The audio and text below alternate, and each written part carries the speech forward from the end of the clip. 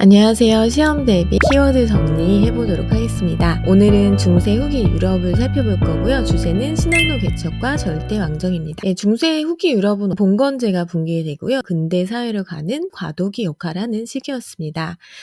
중세 후기 유럽의 특징은 르네상스, 다시 인간 중심으로 돌아가자라는 운동이 있었고요. 또 신학로 개척, 오대 루터나 칼뱅 같은 사람이 종교 개혁을 했습니다. 그리고 절대 왕정이 등장을 합니다.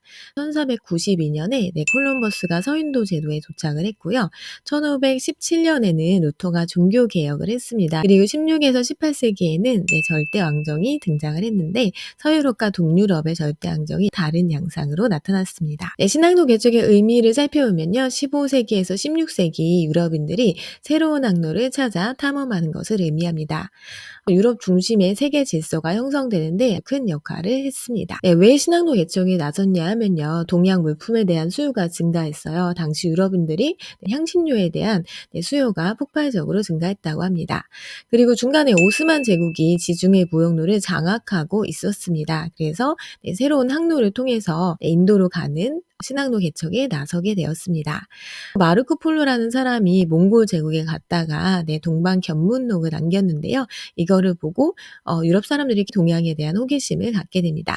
이 시기에는 항해술이 발달하고 나침반도 송나라에서 만들어졌는데 전파가 되었습니다. 누가 신항로 개척을 했는지 살펴보면요. 바스쿠 다가마가 인도 항로를 찾았어요. 콜럼버스는 에스파냐의 후원을 받았는데 서쪽으로 가면 인도가 나올 거라고 생각을 했는데 인도가 아니라 아메리카 서인도 제도에 도착을 했습니다. 마젤란과 그 일행은 세계 일주에 성공했습니다. 신항로 개척의 역량을 보면요. 아메리카 문명이 파괴되고 원주민이 감소했는데 이 유럽인들이 가혹한 노동을 시키기도 했고요. 또 질병을 옮겨서 원주민들이 상당히 많이 죽었습니다.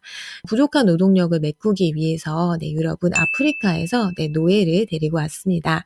그래서 삼각무역이 형성이 되는데요. 유럽, 아프리카, 아메리카 세 개 대륙이 연결해서 무역을 하게 됩니다. 무역의 중심지가 지중해에서 대서양으로 바뀌게 되는데요. 그 전에는 지중해 연안에 있던 이탈리아 도시들이 번영을 했다면 이제는 대서양 근처에 있는 에스파냐, 포르투갈이 번영을 하게 됩니다.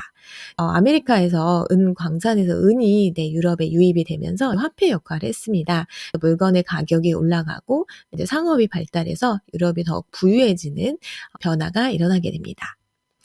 절대왕정은 16, 18세기 유럽에서 형성된 중앙집권적 통치체제, 중앙집권이 뭐냐면 왕의 권력이 세지는 것을 의미합니다.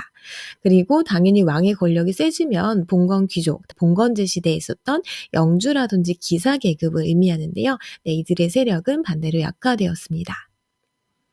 관료제는 국왕에게 충성하는 행정 조직이고요. 상비군은 국왕의 명령을 따르는 군대입니다. 여기서 중요한 거는 중상주의인데요. 중상주의는 국가가 주도하는 경제 정책입니다.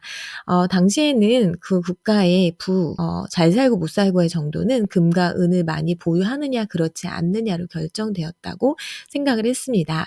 그래서 금과 은을 많이 보유하려면 수출을 해서 돈을 벌어야겠죠. 그리고 금과 은이 빠져나가는 수입은 철저히 막았습니다. 그래서 수입품에 관세를 부과하는 정책을 폈습니다.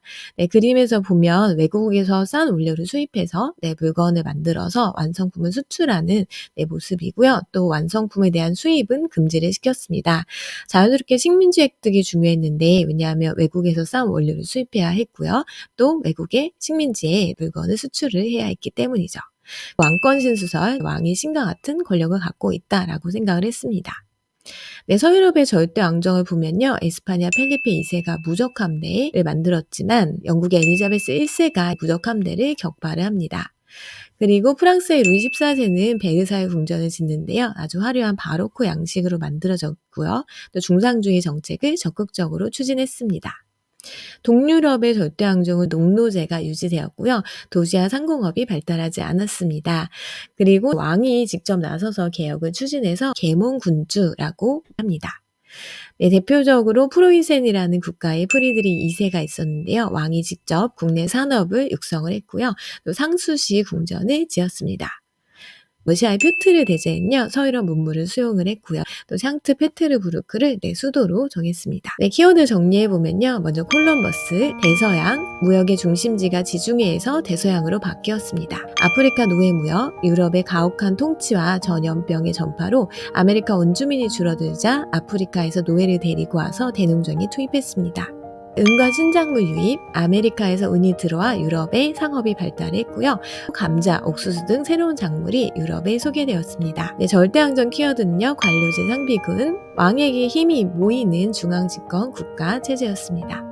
중상주의, 수입을 억제하고 수출을 장려하는 수로 국내 상공업을 보호하기 위한 경제정책입니다. 루이 14세는 베르사유 궁전을 짓고 중상주의 정책을 추진했습니다. 서유럽에 문물을 수용한 러시아의 표트르 대제가 있습니다.